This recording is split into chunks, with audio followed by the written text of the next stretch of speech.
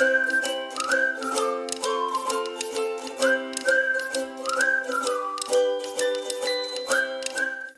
friends, welcome in today's Mythbuster session.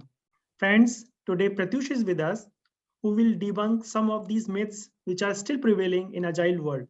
So let me introduce today's guest, Pratyoosh Kumar. He is veteran Agile practitioner, played various roles such as Enterprise Agile Coach, Agile Transition Consultant, Project Manager, Release Train Engineer. We have already done a couple of sessions with him in the past. So if you want, please check the description. I will put the links in that. Okay, welcome Pratyoosh one more time. Thanks, Sunan. Thanks for inviting me for on your platform. It's always a pleasure connecting through your platform because I know there's a huge fan following of your platform, and that's an opportunity for me to serve the larger community. And in fact, when you approach for having a discussion around myths and reality, I was very happy and very elated to join this discussion. Reason being, many a times, in fact, most of the time, we talk about transformation, we talk about transition, changing organization, all big thing, but we miss on some of the finer aspects, and that's where. And when I say those finer aspects, those are actually the foundational thing on which we build and create large transformation, and that's where we miss. So in fact, a good discussion about myths and reality will help us to have clarity on those finer things. And unless you have your foundational stones set up in a proper way, you cannot build something on top of it. So yeah, thanks again, and let's discuss. Hey, thanks Pratyoosh for that. Okay, so here comes the very first one. Okay, so only the product owner interact with the stakeholders. So it's again an agile myth. Let's see your take on this, Pratyoosh. Well, if you just cut across this, only the project manager interacts with the stakeholders. We get to the the older world, right? Now, if you just replace project manager with product owner and still follow that, okay, that is the only, or say that's the only role that interacts with stakeholder, we are just translating the waterfall into agile. So one thing I wanted to tell you is agile is all about collaboration. Agile is all about collaborating with within the team, collaborating outside the team, and producing something very fine, something which is very apt what someone needs, right? Now, if you restrict that to one role, how can you collaborate, right? So it is a complete myth that only product owner interacts with stakeholder. Anyone can interact with stakeholder. Now, something which is very important, and let's also understand why this myth pops up in our mind. When we talk about this, so there are three key terms over here: product owner, interacts, and stakeholder, right? So when we talk about stakeholder, let's understand who is stakeholder, right? Normally, we think that anyone external is a stakeholder. And when we say external, we normally think that it's outside the organization, which means end customer. And since product owner is primarily someone who is responsible to interact with customer, get the understand their requirement, prioritize the backlog, we think that that's the only role which interacts with stakeholder. Stakeholder includes everyone. Any large organization does not consist of only one team, right? So you have multiple teams, correct? So you may have dependency across team. That team is a stakeholder for you. You have different I would say different solutions in a train, right? In a team, in an organization. So when you interact with them, they are a stakeholder. You have sponsors, right? You have business, right? They are a stakeholder. So the point here is that anyone whosoever requires to gain that information or to resolve an impediment or make your process better is okay to interact and bring value to the to the team and bring value to the product. It should never be limited to product owner. Yep, that's how it is. Okay, Pratyoosh. So Pratyoosh, I just need one or two clarification over here, if you can help me. So now let's assume that I am the team member, yeah, and I have some query. So understand, like, my first point of my first point of contact should be the product owner, because obviously he know or she know better than about the product, right? But let's assume he or she is on leave for whatever reason, or maybe my product owner is quite busy with some other work, right? So in that case, it makes sense to reach out to the end user who actually have created those requests for us, right? It can be anyone within organization and outside organization. So do you think that this kind of scenarios are better for this kind of thing? I'll come to Uh, your question. Your question was, you have a query, right? Now this query can be of anything, right? The query can be related to, say, if it's something related to technical, right? Of course, product owner is not the right person. So you'll approach someone else, either inside the team or outside the team, right? If it is something very much related to product owner, product side, or say requirement, then of course you'll reach out to product owner, right? So there might be so there are two parts. One is that the first point of contact might not be product owner always. It can depend on what type of query or questions you have. Secondly, even if you talk about the product side, well, the first point of contact obviously is by default a product owner. When the product owner is not able to resolve your query, maybe product owner will themselves get some information and resolve it, help you to understand that, or there is a fair chance that product owner might direct you to someone else from where you can resolve your query. So it depends on the situation. So it is not limited to product owner wherein you should approach. You can approach anyone. Secondly, when it comes to someone from the team approaching external stakeholder, it is not always product owner. Anyone can approach. okay, thanks, Pratyoosh. Makes sense. Okay, shall we move on? Sure.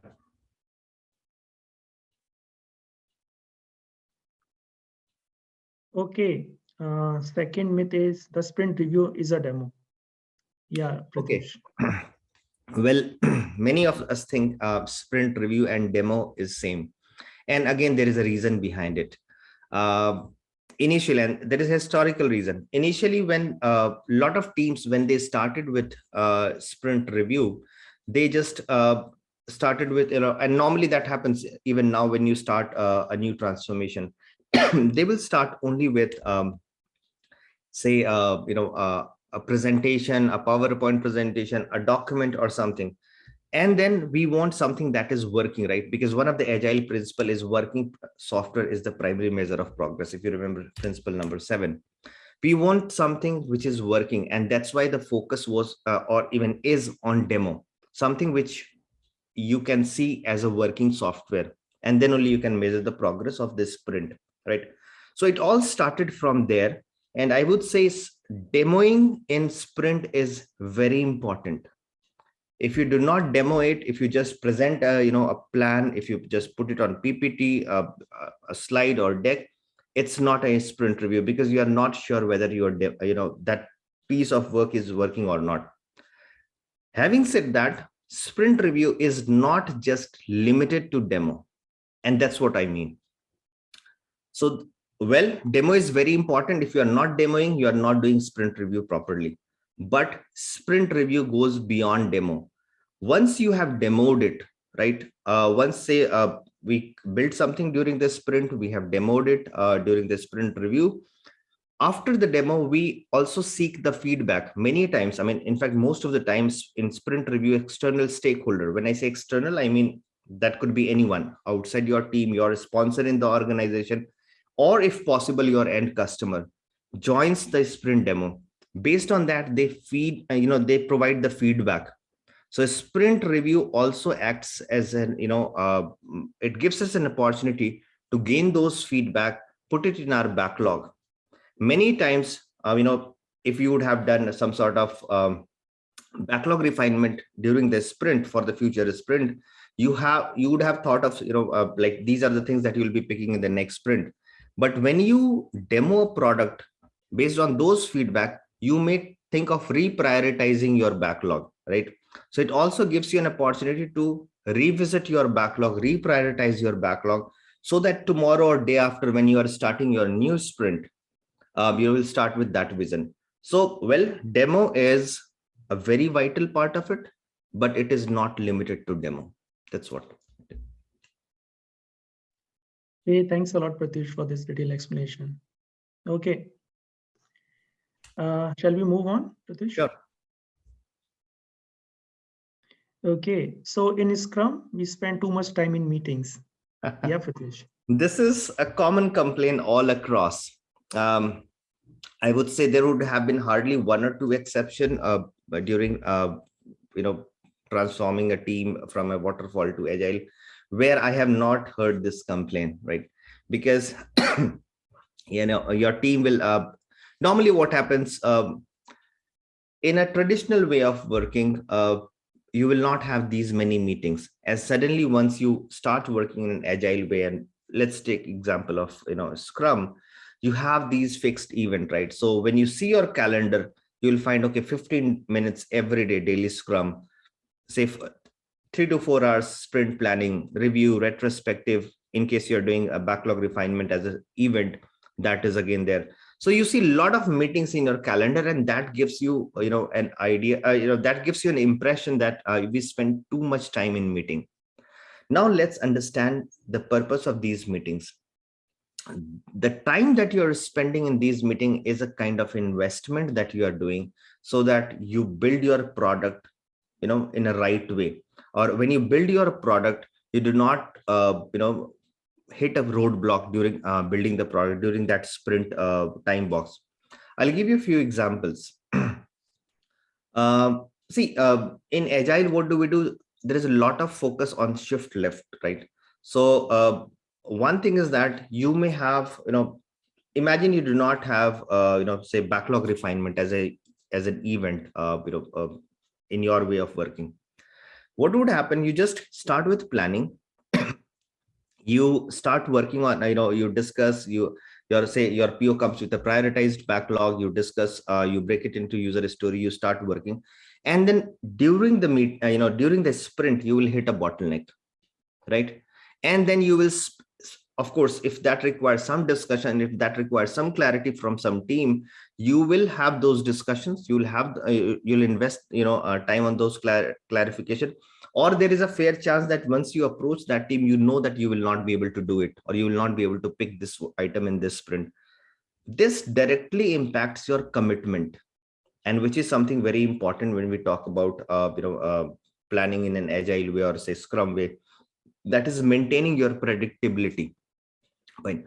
Now, if you do something similar, like say, if you do it a week in advance during your backlog refinement, you have an opportunity that you connect with those teams where the dependency lies. If you need some information, you get those information, so that when you start your sprint, you have things clear, you have all those clarifications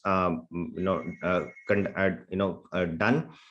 Now you are focusing only on building the product, right? This helps you to enhance your predictability. This helps you to increase your reduce your time to market, right? Hit your market faster. So in a sense, all the time that you invest in all these meetings, it helps you. Similarly, I can give an example of daily Scrum. Daily Scrum is sort of, I would say, it gives an opportunity to plan every day, right? If you join daily Scrum, we in a sense evaluate ourselves against our sprint goal. Where do we stand now? And if also we talk about impediments and all, and if required, we replan how we are working, so that we achieve our sprint goal. Again, this helps into maintaining the predictability. It helps us to maintain our predictability against our sprint goal, right? So all this helps us to maintain our predictability. It is a time which is well invested, which, of course, if you ask me a question, do you spend time? Yes, we spend time. But the value that we get out of it, right, that supersedes the the time spent, right? So I would say it's not a time spent, it's an investment that we make, for which we reap the benefit. Thanks, Sunil. Pratyoosh, I believe maybe this myth come from that fact that most of the team, especially when the teams are new, they're not able to time box their meetings or events, right? Sometimes Exactly. they And pass on, and that's the maybe the reason that that feeling will came to the Exactly, and mind. that's in fact, that's one of the primary reason why people, complain about it, right?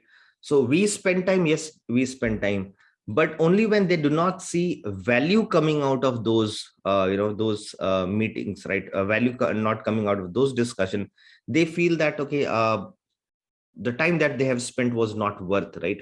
So it is again very important that all those meetings, and this responsibility lies primarily on Scrum Master to coach and guide the team, and of course it's a joint responsibility of everyone, that whenever we have those meetings, right, say meetings like backlog refinement meetings, like sprint planning, or even for say daily Scrum, right? Number one, we time box it, right? It should not extend beyond that. Number two, the agenda should be very clear. Number three, some of these meetings require some prerequisite pre-work to be done, say at the end of product owner, or say with the team, that should be done. And within the time box of the meeting also, smaller time boxes should be maintained, and it should be done.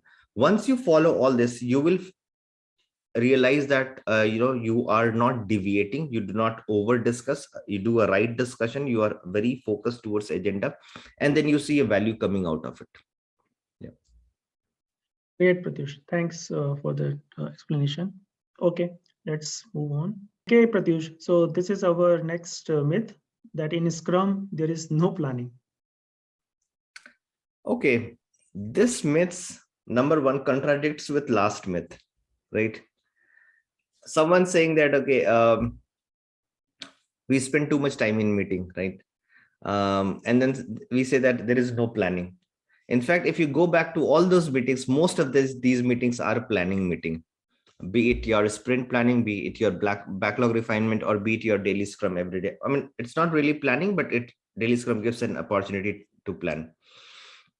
Well, there is a lot of planning that happens in Scrum, right? Scrum is all about planning, right? When we talk in terms of how do we execute, say for example, let's start step by step. You have a backlog, right, which is refined, which is prioritized by the PO. Once that backlog is prioritized, in case you're doing backlog refinement, right, that is a sort of planning meeting wherein you discuss, you refine it, and you in fact you plan what you are going to do in next sprint. And then of course you discuss about your dependency. Now sprint planning is all about planning. So you plan everything that you are going to do in that sprint, 2 or 4 week sprint, whatever you follow. Daily Scrum gives you an opportunity to plan every day, right? So you have a high level plan at the roadmap level. Based on that, you derive your your backlog. Then you refine your backlog. That's again a planning. Then you start your sprint. Before starting your sprint, you do sprint planning. That's again your planning. Once you are working, say for 10 days of assuming it's a 2 week sprint, every day you do daily Scrum, which gives us an opportunity to plan if required, right? So again, that's a sort of planning. And likewise, right, once till the end, right, say even if I'll say retrospective, right, retrospective again invokes planning, right? You get to know what are the areas where you need to improve upon and all those things, and that needs to get into the backlog. So if there is something that needs to be actioned on that needs to get into backlog. So that also gives us an opportunity for plan. So sprint or agile, I would say planning is core to it. Now, why this myth has comes in our mind? Because normally planning means planning till the task, I mean, till the last level, right? That is how it used to be, right, in waterfall. So it does not has that frozen. Number one, agile plans are not frozen plan, right? So there is a variation, there is always a scope to adjust and accommodate. Secondly, it does not gets to the detailed level of last minute of planning or last step that you have to take, right? A very high level plan, and then left to those who knows it better to replan amongst themselves. And if within if you're doing it all alone, how do you do? I mean, that is left to someone who knows it more. See, I'll give you another example. There cannot be a team as agile as a small troop going into a battlefield, right? Correct? Because when you go, you do not know. I mean, it's like you have to be very agile over there to win the war, right? But do you think we do not need planning? You would have seen, in movies and all, they get into war room, they will understand the direction, they will understand the objective, they will have an idea where the enemy is, which in our case is competitor, right? How we should do it, right? So there is a foolproof plan, there is a full plan, and that's what we do in sprint planning, right? But when you hit the ground, right, on the battlefield, you do not draw the plan like you take 4 steps, then take a right and then shoot, right? You cannot have that type of planning because things are very dynamic, and then it is left to you who knows it best, and then you do what you want, right? So similarly here, very high level planning, daily planning, you plan and adjust every day. But when it comes to the last level thing, it is left to you how you do, because you only know it best. So that's what it is. So it is not that there is no planning, there is a lot of planning, but there is no tight planning, there is no micromanagement. That is what it talks we mean when we talk about agile or scrum plannings. Pratyoosh, thanks a lot. I think you have given a wonderful example. And I think the question should be, there is no long-term planning. I think then that will be more make sense. And Exactly. as you already told, that it came from that same mindset. Yeah. Or I would put it different way. Even in agile, even at organization working in agile, there is long-term planning. There is no frozen plan. Absolutely, there is no fixed plan. So that is number one. We need to inspect and adapt based on the condition which we are faced, right? As you mentioned in the troop and all. Yeah. Okay. Hey, thanks a lot, Pratyoosh. Welcome. Okay, let's move on. Okay, so story points are required in Scrum. Okay. Okay, story point has been used and abused a lot. And when we talk about this, since it says Scrum, right, not Agile, search Scrum Guide. Search Scrum Guide. You will not find the word either story or point, right? Correct. True. Yeah. You will not find the word. So now coming to the whole word, right? Story point, right? What story point? So number one, story point is not at all required in Scrum, right? But story point is widely used in Scrum, right? Let's understand why it is used. I was talking about predictability, right? So one of the things that is very important for any agile team, and Scrum is an agile team, is that we are predictable, and you will find predictability, I think, few times in Scrum Guide. So we need to be predictable, right? Now, if we say we need to be predictable, right, there should be, which means whatever we commit, we should be able to complete, and there should be a rhythm in this, right? That's how all these ideas of velocity and all came into picture. Again, velocity is not in Scrum Guide. So that helps us to measure us and understand how much can we deliver, right? So we need to find a way by which we can say that how much can we deliver, right? Now this could be by any way, this could be by any means, right? So when we say we need to tell, okay, how much can we deliver, which means we need, for the piece of work that is in front of us, we need to estimate how much it is, right? And then we can understand how much or say if I have to do it myself as a single person or as a team, right? How much can we jointly deliver, right? So the first thing is estimation, right? For estimation, you can use anything. You can use anything. Story point is a popular way, right? Many of you would be knowing, right? As t-shirt sizing is there, bucketization is there. So there are multiple ways by which you can estimate. And over a period of time, so estimation is the first thing, right? Over a period of time, once you have constantly delivered, you'll get to know, okay, so in a sprint, we can jointly deliver these many story points, which we call it as velocity. Or say 10 user story of small and 2 of medium size. That is our, and that's how we become predictable, right? So story point is just one of the way by which you estimate. Now, why do we estimate? Because we want to be predictable. I'll give you one example. Whenever I start with a new team, right, wherein say I would have taken a small course or workshop on story point estimation, people understand what is the benefit of story point compared to time and all. But still, when it comes to estimation, they will estimate this is of 3, this is of 5, this is of 6, right? But they will not be able to tell how much they can, how many story point. Imagine this is the first sprint, right? How much story point they can commit to, right? So one of the way what we do, once estimation is done, then say, for example, if you're using a tool like Jira, we filter with every name. So Sunan, these are the 7 user stories or backlog item for you. Do you think you will be able to do it? Yes, I can do it. Or I think it's more, you can remove it, right? So which means why I give this, and that's how we go, right? And we go with everyone, and then we say, okay, so as a team, this is what we commit to, right? Then we measure like, are we able to complete it? Are we not able to complete it? And that's how we build up.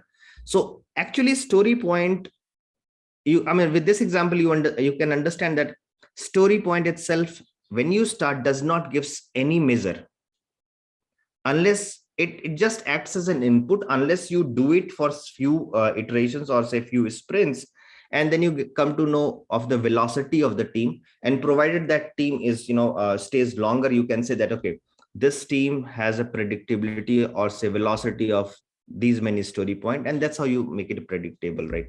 So just one of the way by which you can estimate, and it helps us to be predictable. That's it. It is not at all required. Okay, thanks, Pratyoosh, for that. Okay, let's move on.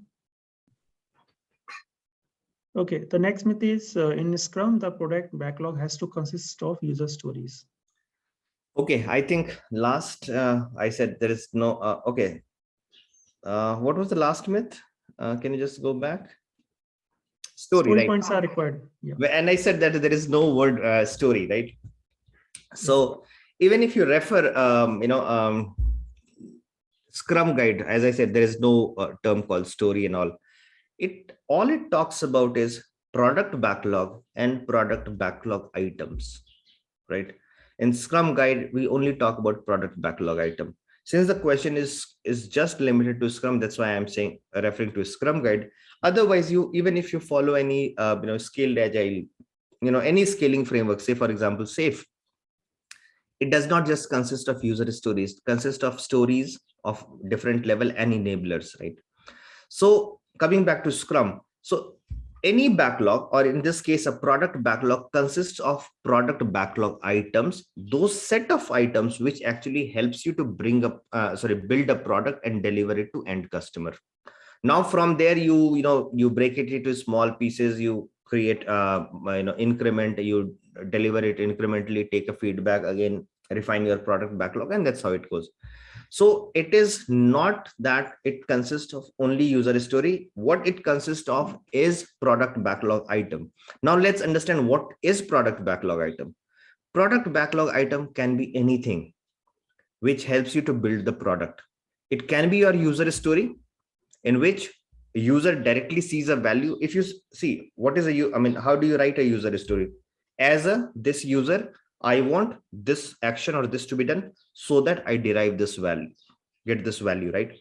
So when we talk about user story, something in which a user directly sees a value. So of course, those are product backlog items. Plus, there are few things in which user might not see a value, but unless you do that, you will not be able to deliver the user story to the users, right? Things like, say, suppose you have to do some minor configuration, right? And then only your user story will work. That has to be part of your product backlog, because unless it is part of product backlog, it will not get into your sprint backlog. And unless it is part of sprint backlog, you will not be working on it. And unless you work on it, as I said, say that user story is not completed, right? So it consists of that, say for example, you have released a product, right? Your last release happened, right? There is a bug which you are going to fix this time. right? That will be part of your backlog, right? But that's not a user story. That might not be a user story, right? So again, to conclude it, product backlog consists of product backlog item, which might be anything which helps us to build our product, mainly user stories, bugs, all those enablers, refactors, spikes, all that you work on is part of your product backlog, not just user story. Thanks a lot, Pratyoosh, for this clarification. I have just a small query over here. So is it possible that one particular sprint only consists of only, let's say, bugs only or enables only or things like that? No user story. Is it? I mean, I know it's like a one of the case, but is it possible? You have seen something like that similar? Is your question, is it possible or is it okay to have this? Is it okay to have? I think that will be the Yeah. better. No, not at all. Because then actually, if you do this, what happens during that sprint? You are not releasing an increment and somehow your feedback loop gets impacted. So it is not at all recommended. There is a fair chance, and if that is the case, then only it's fine. There is a fair chance that assuming your product backlog, and normally doesn't happen, is shrinking, right? And somehow you are still waiting for something so that you build your product backlog, and you may pick a majority of bugs and all that is there. I mean, that may happen. But when it comes to planning, never plan that, okay, after 3 sprints we will have 2 or say 1 sprint where we'll just fix the bug. Because I'll tell you why. Depends, like sometime a bug that has been reported is of very high priority, and then you need to fix it immediately for the next sprint, right? So that your user does not faces a problem. Now if you restrict yourself to have sprints wherein in a say in a span of 10 sprint, these 2 sprints wherein we'll be working on bug, you are actually delaying the value delivery to your customer in both ways, as a new user story, also at the same time the pain that they're facing because of this bug. So never plan. When we prioritize, again, coming back to this same product backlog item, when we prioritize our product backlog, right, at that point of time, every item is there, it is bug, everything based on the value, right? Whatever method you may choose for, based on that value, we see whatever is on the top. Based on the capacity, we pick in this sprint and then we work on that. Okay. Okay. Thanks a lot, Pratyoosh. Okay, let's move on. Okay, so the next myth is refinement is a required meeting for the entire Scrum team. Okay, since it's about Scrum, if you again refer a Scrum guide, I think in that section, I guess in the product backlog section, I think it is mentioned, refinement is a continuous process. Refinement should happen continuously. If you refer the events as per Scrum guide, there is nothing called backlog refinement, right? There is no, so I mean, when I say backlog refinement as an event, of course, backlog refinement is something which is very important. It is continuous. It should happen continuously. But there is no specific event called backlog refinement event, right? But in practice, and that's the reason this myth pops up. In practice, we see that most of the Scrum teams, they, other than those 4 events that is prescribed in Scrum guide, they also do backlog refinement as one of the event in between this sprint for the next sprint.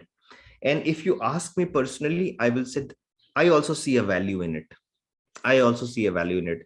Why? Because of course, backlog refinement is something that that should happen continuously, and having this meeting or this event does not stops us from not having that continuously. So that happens when we say continuously, means product owner does it when a product owner is discussing something with a developer, then they do it. So it should happen continuously. But when you create a event like that, it creates that discipline wherein everyone from the team, and if required external stakeholders, join, and during that time box, with a very special intention and with a very special agenda of refining the backlog, they work, they discuss, and there is an outcome of it. So is it a required meeting for entire Scrum for the in Scrum from as per Scrum guide? No, it's not required. um, as a meeting, it should be done continuously. Practically, I see a lot of value in that. Second part is entire Scrum team, right? So does it requires the entire, if at all you are doing it, right? So does it requires the entire Scrum team to be there? Yes, it requires, because Scrum teams are cross functional team, right? Of course, we do not expect everyone to know everything, of this at the same I say skill level, but everyone to know everything that is required, right? And many times, and you would have also experienced this when you are doing maybe in planning, or say maybe in refinement, those events and all. Many times those who are not directly working on that part, or not considered as expert in that area, they also provide some input that that acts as a food for thought for others, and they say, oh yeah, let's do this, let's do that, right? Many times a problem that you are facing, right, someone else can support, okay, saying that, okay, if you see this is a dependency, but I'm aware that this is how they have done, right? So let's, so everyone's input is required. So if you focus on that part, entire Scrum team, yes, entire Scrum team is required if you are doing this meeting. Maybe this point came from the fact that now we are working in the distributed teams. So maybe due to of the different time zones, right? Maybe other team members are not available, or maybe there are chances that few of the team members are pretty new and they don't have the domain understanding or the project understanding. So most of the time, only the technical leads or the leads who are already there into the project, they join the refinement session, and they later on they pass on that kind of information to the other team members. So maybe from that fact, Well, this there are two scenarios that you talked about. One was, say, for example, someone is new, not aware of, and you think that they cannot contribute much to this meeting. Well, I would say do not restrict them. Use this an opportunity to give them that exposure, so that they gain this exposure, and based on their past experience, maybe not in first or second or third such meeting, but on fourth meeting, or and henceforward, right? They'll be able to support you. Second one was distributed team and time zone, right? So well, that's a challenge when this global delivery model that all of us are working, but most of the team have got some way or the around, right, by which they connect, right? Otherwise you will not have any event, right? You will not have any event, you will not be even be able to do sprint planning, right? So maybe an time overlap, or maybe two two different planning and then syncing, something like that. So left to the team, right, whatever they feel best, but how whatever they are way they use for syncing and all. But it is very important that everyone is heard, everyone's input is taken care of. I mean, is considered, then only you will be able to build a better product. You may have two different, say if it's extreme time zone, right? Assuming I'm talking about the extreme where you cannot think of an overlap, right? Then also maybe you can have two different meeting in two different time zone and sync up. As long as, what I suggest, because most of the cases, unless it's very extreme, right, most of the cases you will have few hours of overlap. So what I would suggest, plan all your Scrum events during that overlap period, and then do it. okay. So one more point, Pratyoosh, over here. So I have seen, especially with the US client, because of the time difference, and you might have also seen in practically as well that one or two senior folks, maybe architects or developers, they are there at on site. Right, Their client just, they're just sitting next to the client or the product owner, right? Most of the time, product owner is from the client side, and these right. senior folks are at on site, and most of our developers are at offshore, means India or other countries, Mhm, right? mhm. In that kind of scenarios, what happened that product owner, let's say something will came into their mind, right? They just, because yeah, they are sitting just next to each other, right? So it's easy to just pass on that information or to ask for some clarification and all those things. and that information may take some time to reach out to the other counterpart back in, or for whatever the reason, because the time difference, or there is end of the day for one of that team and the team. So I think in might be in that kind of situation, it will be wise, maybe, again, it's my thought that all team members are not required, maybe in that sense. Do you think that will make sense? See, even in that case, I would say I totally agree. Say a product owner is sitting in US, a system architect is sitting over there, their client is there, and of course, there will be discussions, there will be meeting, which is in a different time zone, and they will never say that okay, and they should not say that okay, let me get back, let me connect with our team and all. So there are some discussions, there might be some decisions, right, which they can make, right, and they would be making, right, at that level. But that does not mean that you neglect the other part, and which is the larger part, which actually builds the product, right? So well, user considerations are very important, because we all are here because of our product, and product is there because of user. But at the same time, unless we build the product, we will not be able to do. So user considerations are important. I'm not saying stop, do not discuss anything in silo where your team is not there. Go ahead with that. Once you have got some input, once you have discussed, then next day when the team is back, that should be communicated immediately, and their input should be taken care. And always, as I said, have those sync meetings in those extreme time zone differences, wherein you and the team connects. So to take those decisions, take those inputs, do not stop yourself, take those soft decisions, right?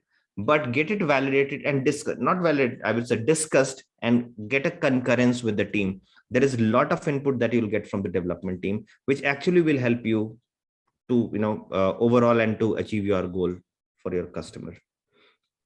So I Okay, would thanks a still lot. say, do not ignore the team. Pratyoosh, I tried to ask you a lot of difficult questions, but then the way you have answered is really great. So it shows like your experience, So thanks a lot, Pratyoosh. Okay, I think we have done enough discussion on this. Okay, Let's let's move come on, to the Pratyoosh. next one. Yeah. Yeah. Okay. Okay. Scrum Master must resolve every problem. No one on this earth can resolve every problem. Okay, and Scrum Master is no god, right? So, well, why this myth comes, because of multiple reason, right? First is reasons as simple as product owner prioritizes a product, the backlog ensures that what products are delivered as per, ensures in the sense that ensures what is more valuable, and all those things, interacts with customers, developer develops this, right, everything. So what does Scrum Master does, right? And we think that okay, Scrum Master resolves the impediment. Well, Scrum Master does not resolve impediment. Scrum Master helps us to resolve the impediment. I'll give you a few example. Like as a team, say for as a development team, or as a developer, as an individual developer, you hit a roadblock, right, wherein you are not sure what to do and all. Scrum Master will be someone who would try to help you, in the sense try to find who could be the right person, who could be the contact point and all, and try to connect to that. When it comes, once you are connected, right, those discussions, those technical discussions can be done best by you. See, the thumb, rule of thumb here is, not in this everywhere, right? Whosoever has the information is the best person to do that. So if it's something which is technical, right? If you are a development team member, if you are a developer, you have the information, you are the right person to resolve that, not the Scrum Master. If it is related to product, a product owner is the right person to resolve it, right? Well, again, I would say Scrum, some of the problem might be within the team, right? Some sort of lack of coordination and all. That's where Scrum Master comes as a key player, and helps to build that behavioral bring in those behavioral change, help us to create that culture of collaboration and all those things. But again, helps, only you have to bring in the change, you have to do it. So Scrum Master firstly must not, I mean, like, even if you can, strike off must, even if I read Scrum Master resolves every problem, no. Scrum Master helps you to resolve every problem. And must, of course, I mean, like, no one can resolve every problem. So it's like, see, who is a Scrum Master? Scrum Master is that maestro, right? That helps the symphony, that helps the orchestra to, run, or say perform in the best way. Like, you cannot think of an orchestra or a symphony without a maestro. But Scrum Master does not plays any instrument. So that's what Scrum Master is. If you hit a problem, if you hit a roadblock, well, Scrum Master helps you to resolve it. Having said that, I would like to add something. Uh, Again, this does not mean that Scrum Master should think that they are, it's not their responsibility or it's not part of their role to, you know, uh, you know, or they do not own any problem. There is a lot that they can do. A good Scrum Master, I mean, that's what I feel. I mean, it's my personal opinion. A good Scrum Master is someone who sees a problem before it hits the team, right? So as you mature, because and why I'm taking a pause and slightly deviating, because I know your channel is subscribed by a lot of Scrum Masters. I have heard people saying that watch Career Talks video, you will become a great Scrum Master. So if you are a great Scrum Master, you should be having that level of knowledge, information about the team, about the teams with which your team interact, about the organization, about overall ecosystem in which you operate, that you should be able to identify problems which even problems much ahead it hits the team. And then you should be someone who should connect with the stakeholders and help them to resolve those problems, because before your team hits into a challenge. So again, in this case, connect with the stakeholder and help them to resolve their problem. You cannot resolve the problems. Okay, thanks a lot, Pratyoosh, for that. Welcome. Okay, let's move on. Okay, in Scrum, new features are delivered only at the end of the sprint. Okay, this is a very confusing one. A lot of people get confused in this. Yeah, sorry, go ahead. Yeah. So, okay. Again, Scrum Guide does not talks about feature. I'm assuming something deliverable, right? Delivered on at the end of this sprint, right? I'll take it in a two-way. I take 2 points out of it. First is it necessary that you, and again, by delivery I mean release, right? You are releasing it in the market. That's what I'm interpreting this. So first thing is that is it necessary that you release every sprint? Well, the answer is no, right? Every sprint, what we have to do is we have to create an increment, right? Every sprint we deliver an increment, right? Whether that increment gets into the hand of customer or not is something that business will decide. So you develop, or you create the increment on cadence of every sprint, but the release always happens on demand based on the requirement. There are a lot of business involved in that. When do you want to release it?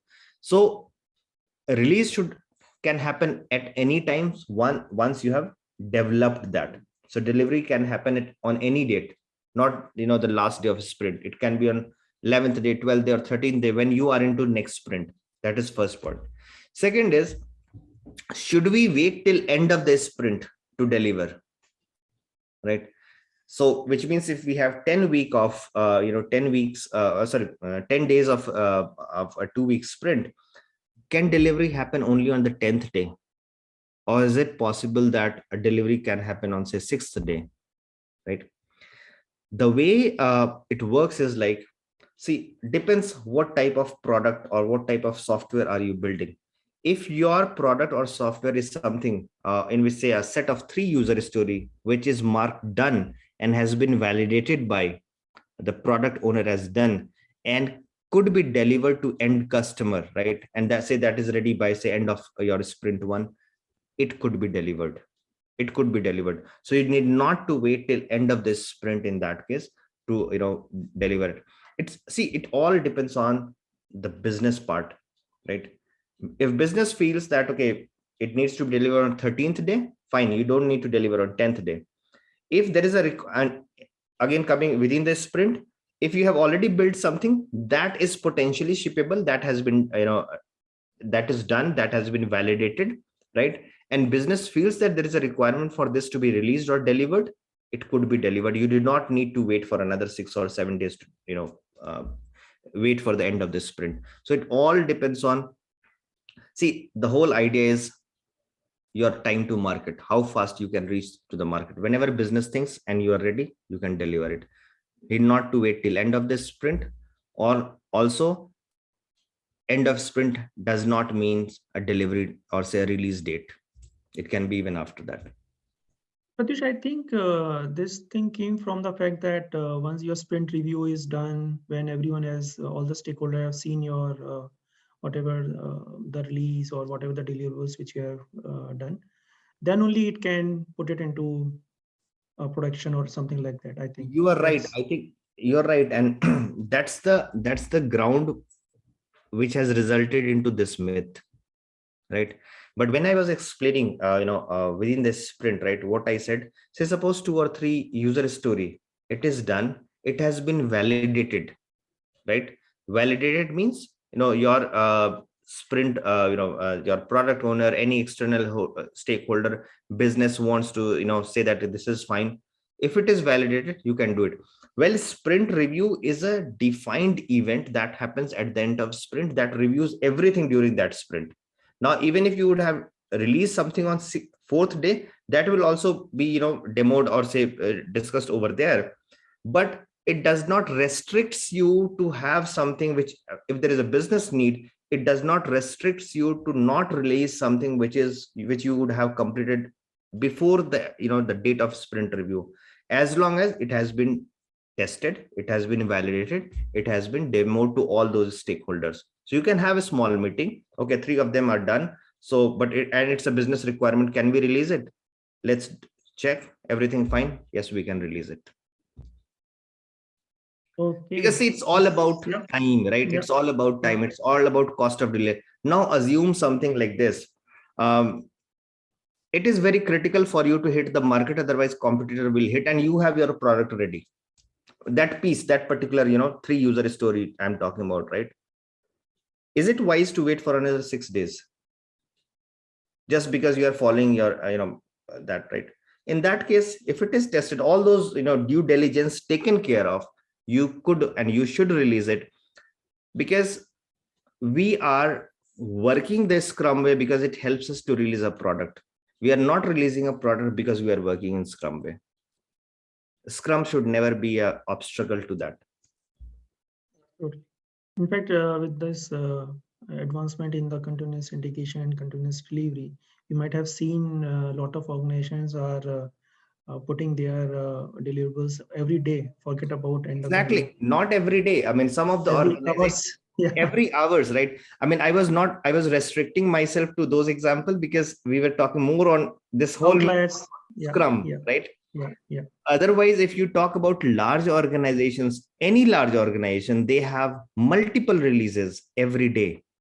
I would say the new gen organization, especially those Netflixes, your Bing, right? They have multiple. In fact, once I met a guy who was working with. I just missed that. That's a very popular. The way we have WhatsApp, that's in China, and he was my uh, long back. I mean, he was my product owner trainer, and they were releasing every few hours. I mean, and I'm talking about some 5-6 years back, right? So all these organizations, they do it. But yeah, since we were talking about Scrum, and also I was not talking, I was restricted to discuss because it'll go to scaled agile and all those things. Okay. Thanks a lot, Pratyoosh. Yeah, I think we are done for today. Okay, so those Interesting. were the 9 myths. I hope a lot of questions or the doubts would be clear. And in case these discussions, results into many times, this might result to further questions or doubt. I mean, they can get back to you, or we can discuss it further. Sure, definitely. So I think, Pratyush, this session is, at least for me, is an eye opener. A lot of things I've tried to manipulate you with asking a lot of different kind of difficult questions, but because these questions are there in the mind of other people, so that's the reason it's important for us to clarify those doubts, those questions which everyone is having in their minds, right? So I think it's a wonderful session, Pratyush. A lot of learning, lot of value addition for whoever is going to watch this session. So thanks a lot one more time, Pratyush, and definitely we'll have you in some other sessions in future, Pratyush. Thanks, Surendra. Thank you. And yeah, and in fact, most of the things that we discussed are those finer aspect, those foundational thing. And as I said, we talk big things, right? We talk about transformation, change, organization, and we miss on some of these basics, which is at the team level, and those are the building blocks. So yeah, it was a good opportunity, and thanks again, Sunand. Thank you, Pratyush. Thanks. See you. Thanks. Right.